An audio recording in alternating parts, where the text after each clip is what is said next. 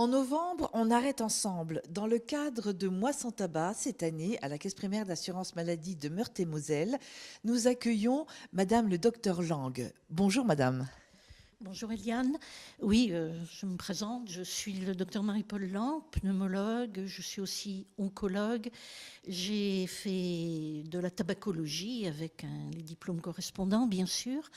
Et cet aspect de moi sans tabac me paraît tout à fait important par rapport à toutes les pathologies que j'ai pu rencontrer, ce qui m'a fait répondre à votre invitation. Voilà, donc les pathologies, tout le monde pense évidemment cancer, on pense aussi maladie cardiovasculaire, mais ce n'est pas tout. Et même dans les cancers, il y en a plusieurs sortes qui sont liées au tabac. Bien évidemment, le tabac a de multiples incidences pathologiques, puisque on sait d'ailleurs qu'il y a en France 73 000 décès par an liés au tabac par la bronchite chronique, ce qu'on appelle la BPCO, qui est méconnue et dont nous pourrons parler si vous le souhaitez, bien sûr par l'aspect de cancer aussi, cancer des poumons, des bronches, à vrai dire, que malheureusement mon exercice m'a fait bien connaître et savoir que c'était un cancer tout à fait redoutable, directement lié à 98% au tabac. Et on n'oublie pas d'autres cancers, comme vous venez de l'évoquer. Octobre Rose nous a fait parler du cancer du sein, et le tabac est un facteur favorisant du cancer du sein. On a aussi d'autres pathologies au niveau des cancers de la vessie, des voies urinaires et également toute la pathologie cardiovasculaire. Le tabac participe à la formation de l'artérite, des infarctus, des AVC. Donc c'est vraiment une pathologie multiple et le mois de novembre est l'occasion de ce défi collectif auquel peuvent adhérer les patients de manière à cesser cette intoxication tabagique. Mais là encore, nous pouvons revenir dessus. Oui, alors donc, il y a toutes ces pathologies, tous ces cancers, les maladies cardiovasculaires. Il y a aussi donc les cancers de la sphère ORL. Hein, les fumeurs sont atteints par le cancer de la langue, de la lèvre, du nez, etc., de la gorge, du pharynx. On voit beaucoup de gens avec des petites, voilà, des trachéotomies. Mais ça, je veux dire, ça, ce sont des pathologies directement imputables aux fumeurs. C'est-à-dire, c'est le fumeur qui va, comment on va dire, qui va être atteint par ces pathologies. Mais il n'est pas seul le fumeur, parce qu'il y a un entourage. Quelqu'un qui décide d'arrêter de fumer, ce sera pour lui, mais ce sera aussi pour ses proches. Tout à fait, et il aura besoin de l'aide de ses proches pour y participer. D'abord, dans des couples de fumeurs, il est quand même indiqué que si l'un veut arrêter, c'est un bon accompagnement que de solliciter l'autre et justement pour l'accompagner. Alors, vous évoquez là ce qu'on appelle le tabagisme passif, et on a mis en évidence principalement chez des femmes de conjoints fumeurs, des pathologies qui vont jusqu'au cancer des bronches chez les quelques 2-3% de non-fumeuses qui sont touchées. Mais il est vrai que cette année, pour le mois sans tabac, l'accent est aussi mis sur vis-à-vis des femmes enceintes ou susceptibles de l'être. Le tabac chez la femme enceinte, c'est une horreur, car on sait qu'il y a plus d'avortements spontanés, donc liés au tabac. On sait qu'il y a 3 fois plus de fausses couches chez les fumeuses, et on sait aussi qu'il y a des problèmes à la naissance du fait de l'intoxication. Tout ça quand la femme a fumé dans le 3e trimestre, surtout, de la grossesse.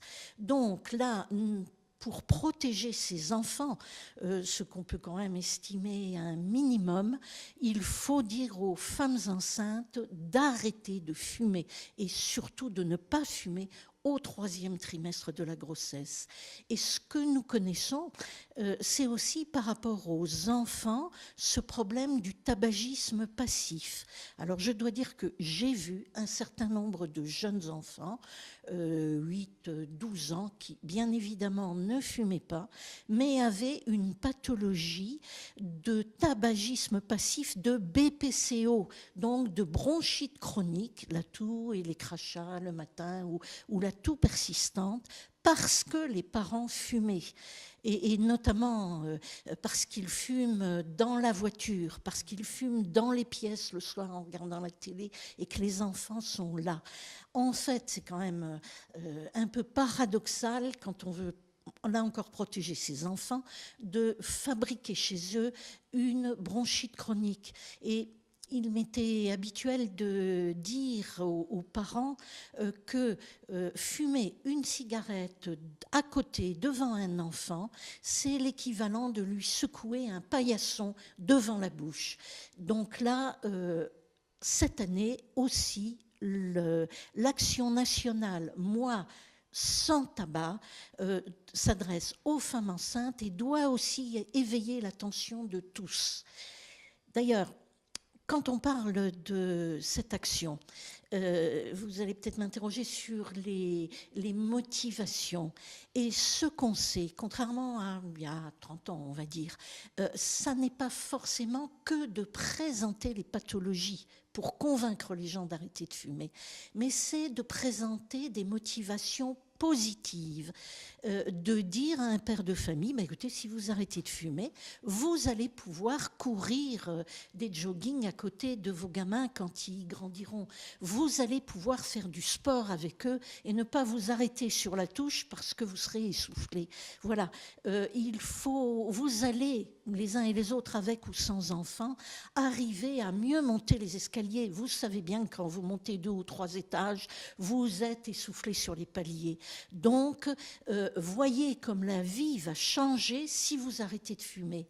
Et ce sont nos amis belges qui avaient un argument qui me paraît tout à fait recevable, qui était de dire à une femme à propos de son conjoint, embrassez un non-fumeur et vous verrez la différence. Voilà. Et puis, c'est pas tout. Mais quand ils veulent arrêter de fumer, les fumeurs, est-ce qu'ils sont aidés? Comment ils peuvent faire? Et puis, qu'est-ce qu'ils vont gagner? Ah oui, alors ceux qui vont gagner, j'y répondrai ensuite, mais comment faire? C'est effectivement le mois sans tabac. Alors déjà, on sait que pour les autres années, ça a des actions favorables.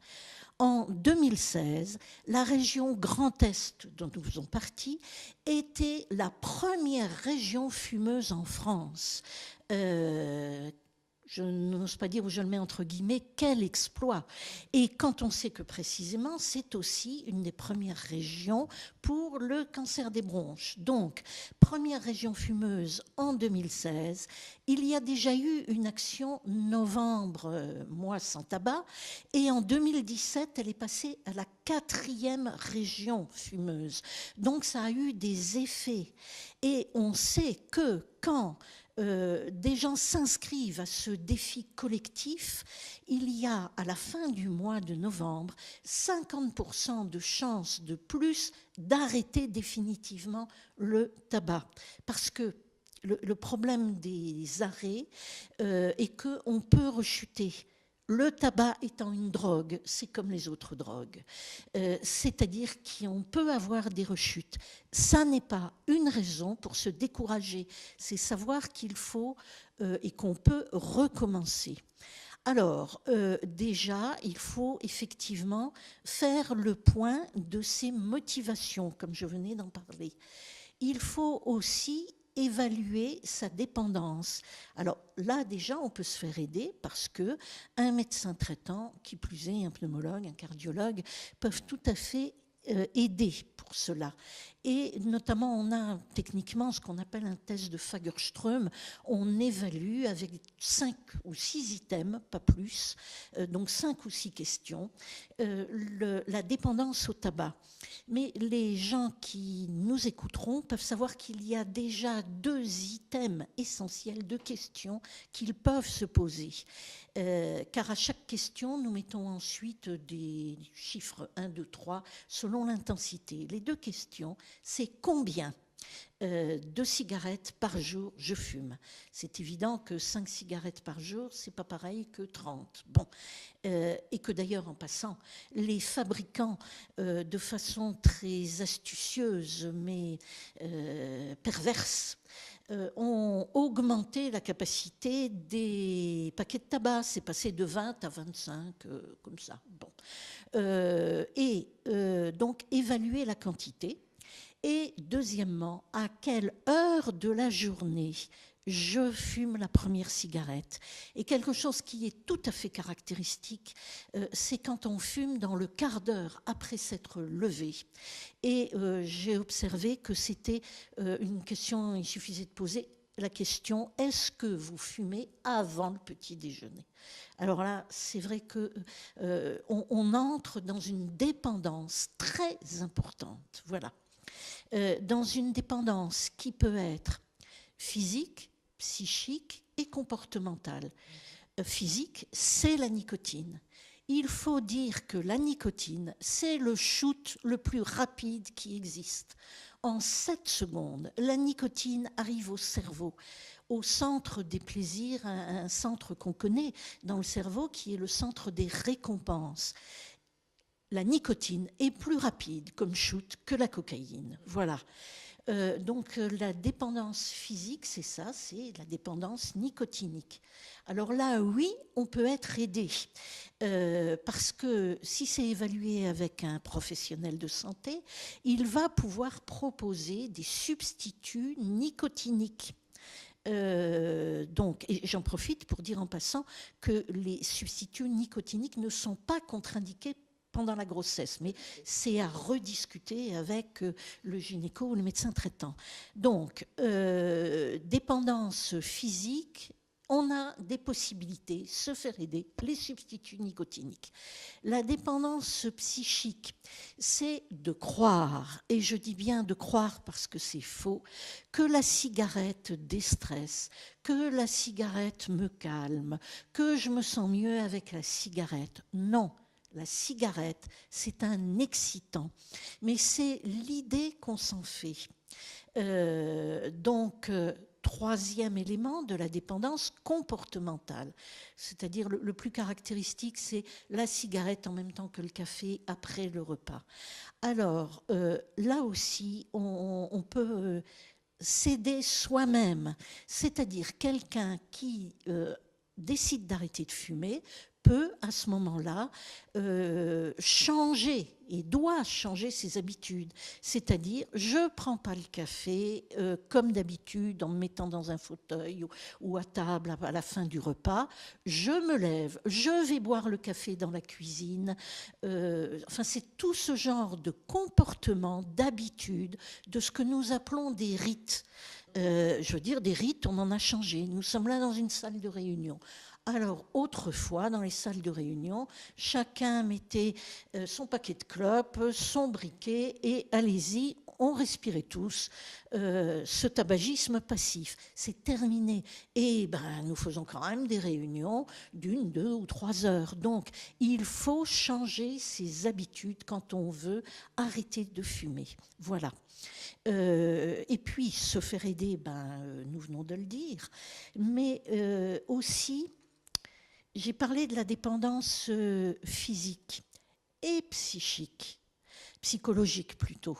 Il se trouve que arrêter le tabac, il faut savoir que c'est faire le deuil de ce plaisir que j'évoquais tout à l'heure, de cette récompense que prend... On a un centre spécial pour ça là-haut. Et donc de savoir que le plaisir qu'on a eu, pas dans la première cigarette, mais dans l'apprentissage du tabagisme, ce plaisir, il va falloir en faire le deuil et qu'on ne va pas pouvoir y pallier directement, c'est-à-dire il faut que je me dise je n'aurai plus ce plaisir-là. Mais de toute façon, les grands fumeurs savent bien que ce plaisir qu'ils ont eu dans la première année de cigarette, on va dire, ensuite ils sont obligés, comme toute dépendance, d'augmenter le seuil et donc de fumer de plus en plus, d'inhaler de plus en plus pour essayer de retrouver ce moment de bonheur suprême qu'ils n'ont plus. Donc, on fait le deuil de ça et il faut aussi qu'on remplace par d'autres choses. Alors, je le disais aussi au niveau des habitudes, des rites, la cigarette, c'est un geste. On porte à la bouche, on occupe ses mains pendant des discussions, pendant des réunions, donc il faut le remplacer. Alors, il y a des petits trucs qui sont proposés, c'est d'avoir une boule anti-stress là, dans la poche, et puis, bon, voilà, de jouer avec son crayon, etc. Et puis, effectivement, comme c'est un geste de quelque chose qu'on porte à la bouche, alors, je dis pas de manger son bout de stylo, ça se faisait beaucoup quand même, mais d'avoir des substituts qui sont d'aller boire un verre d'eau, d'avoir, vous savez, ces bâtons, du moment que c'est pas trop de réglisse, pour les gens qui ont des problèmes cardiaques, bien sûr, d'hypertension. Bon, l'hypertension, j'ai pas mentionné tout à l'heure, mais le tabac intervient sur l'hypertension qui touche quand même des millions de personnes. Hein. Voilà. Alors, ce sont il faut rechercher d'autres choses et des plaisirs, par exemple, dans le sport. Je vous redis quand même que le sport, on sait bien que ça libère ce qu'on appelle des endorphines, c'est-à-dire, là aussi, une espèce de drogue pour le cerveau. Voilà. Alors, faites du sport, faites du marathon, faites du jogging, de la course à pied, etc. Et vous en apprécierez tous les plaisirs dans des jours comme aujourd'hui, où il y a du soleil, où la nature est magnifique. Voilà. Donc, il faut avoir un programme de vie. Et dans l'aide qu'on a, le mois sans tabac en apporte, puisque, allez, dans ce cas-là, sur le site, tabac, info, service, avec un trait d'union entre ces trois mots, et même en tapant sur votre portail préféré, moi sans tabac, tabac, info, service, vous donne des trucs pour chaque jour de ces jours du mois de novembre, en sachant aussi que si vous ne le faites pas au mois de novembre, eh bien, renseignez-vous et surtout, ce qui est important, par exemple pour des groupes qui peuvent se décider, un couple, des amis, d'arrêter de fumer, de se fixer une date qui sera la bonne date. Et on sait que, par exemple, c'est plutôt justement dans des moments où on est un peu plus détendu, par exemple un moment de vacances, etc. Mais je décide de fumer, nous décidons d'arrêter de fumer. Quelle date allons-nous prendre ? On s'y fixe, on se rappelle le jour-là. Voilà, c'est des aides, et des aides, encore une fois, vous en trouverez beaucoup sur le site. J'ai été un peu longue. Oh non, mais c'était très intéressant. Alors, encore juste deux petites questions. Les personnes qui arrêtent de fumer se plaignent souvent d'une prise de poids ou alors se plaignent souvent de tout. C'est exact. Et c'est des choses dont il faut parler. Et là aussi, où il faut se faire aider. Des renseignements sont donnés sur les sites. Je précise quand même, quand on va sur Internet, s'il vous plaît, des sites officiels, pas n'importe lequel. Donc, je vous ai dit, tabac, info, service, des sites qui sont plutôt ministériels, ou des sites de CHU, hein, par exemple. Donc, des sites officiels et qui donnent de bonnes interventions, et non pas des infox, puisqu'il paraît qu'on appelle comme ça maintenant les fake news. Bon, toujours est-il que donc, oui, il y a des effets, et les savoir, c'est important. Alors, il y a d'abord des effets qui sont presque immédiats, en tout cas rapides. C'est que c'est déjà après 30 minutes d'arrêt de la dernière cigarette qu'on peut remarquer que ces pulsations, le pouls, diminuent et que la tension artérielle revient progressivement à la normale. On sait qu'au bout de 8 heures, on mesure des taux de nicotine. Hein. Le taux de nicotine, au bout de 8 heures, diminue. Donc, il y a des effets qui sont quasiment immédiats. Et il y en a d'autres qui apparaissent après. Je veux dire, le souffle, il faut quand même attendre plusieurs jours, voire plusieurs semaines, selon la quantité dont qu'on a fumé. Alors, vous parlez du poids. Oui, c'est vrai. Un certain nombre de gens peuvent prendre du poids, pas tous, on ne le sait pas avant et ça on ne peut pas le prédire. C'est une prise de poids qui est de 3-4 kilos et qui s'explique parce que, comme je le disais tout à l'heure, on grignote, on porte à la bouche. Bon, alors il est vrai que quand on arrête de fumer, il vaut mieux enlever les gâteaux, les chocolats qu'on met sur la table en regardant les programmes du soir qui ne sont pas toujours passionnants, donc on grignote d'autant plus. Bon, donc ça, il faut les enlever. Bon, et plutôt préparer des verres d'eau, voilà. Bon, il faut aussi faire attention parce que on sait que les effets de la cigarette, je rappelle quand même qu'il y a 2000 produits dans la fumée de cigarette qu'on inhale.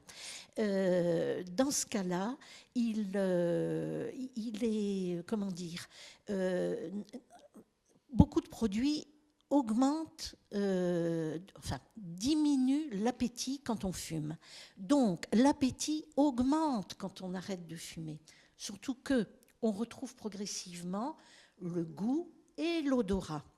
Alors, le goût des aliments, et ça c'est quand même merveilleux, au lieu d'être complètement anesthésié, on retrouve les subtilités de ce qu'on peut manger de bon. Et ça apparaît donc vers le 6e jour, et c'est vers le 9e jour qu'on retrouve l'odorat. Bon, là aussi, ça dépend de la quantité qu'on a fumé. Alors, donc, on a envie de manger plus. Alors, il ne faut pas faire un régime en même temps qu'on arrête de fumer. Ça, c'est aller à l'échec. Donc, en revanche, il faut essayer de retrouver une alimentation équilibrée. Voilà. Et puis, faire du sport. Voilà, l'activité physique. Bien. Donc, on mange à des heures régulières, des repas réguliers, mieux équilibrés si possible. Alors, c'est pour ça qu'il faut que quand quelqu'un décide de fumer, toute la famille s'y mette. Et que aussi les amis soient au courant, il faut le dire, pour que si on va au restaurant, on n'ait pas trop de tentation des copains qui disent tiens, prends une cigarette, voilà. Bon, c'est pas une catastrophe, mais c'est mieux de ne pas fumer quand on a décidé d'arrêter de fumer. Voilà. Donc vous dites l'atout.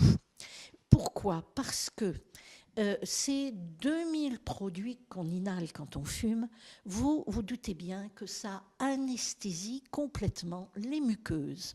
Alors, nos muqueuses des bronches, pardon, mais j'ai bien aimé mon exercice de pneumologue.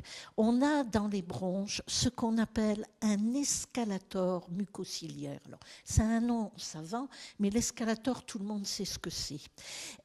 Ça veut dire que quand les poumons fonctionnent bien, les bronches sont actives, elles remontent avec des cils vibratiles qui sont sur la muqueuse, qui remontent les saletés qu'on a inhalées.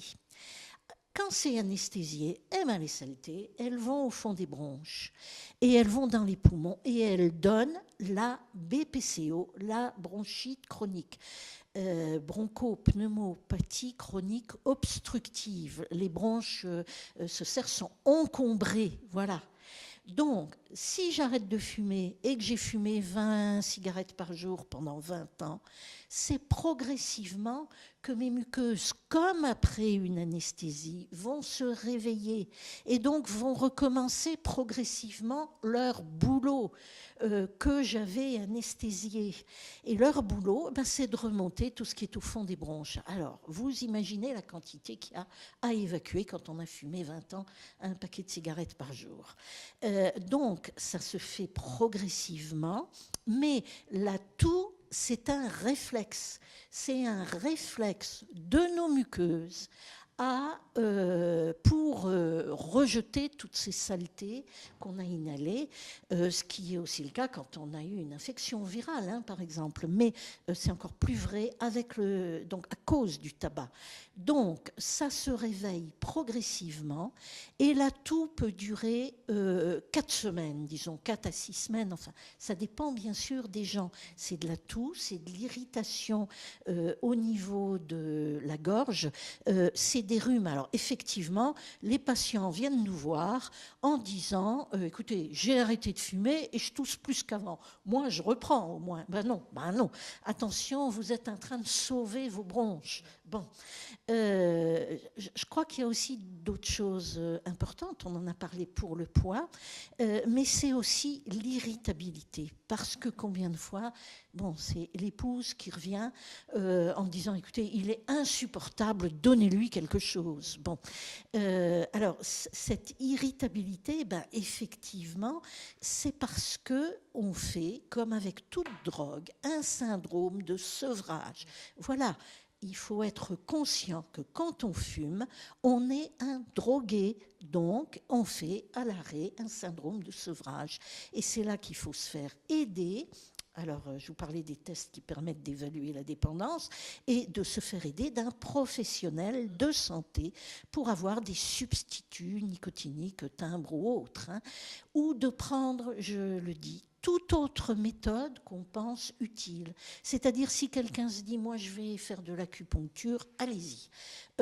Si quelqu'un veut faire un plan de 5 jours de groupe, etc., allez-y. Ce qui compte, c'est ce qui vous sera bon pour vous et utile pour vous pour y arriver. Voilà. Alors, je vous ai déjà parlé des gestes, je vous ai parlé du goût et de l'odorat. Voilà. Et effectivement, le souffle que vous allez... Alors, pour le souffle, selon la quantité qu'on a fumé, ça peut être un petit peu plus long. Mais quelle victoire quand on s'en rend compte. Si vous voulez, nous, pneumologues, nous faisons des explorations fonctionnelles respiratoires. Hein. On fait souffler dans des appareils, on mesure.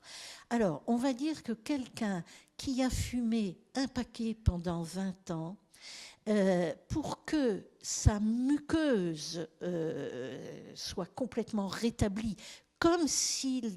Enfin, d'abord, ce ne sera jamais comme s'il n'avait pas fumé.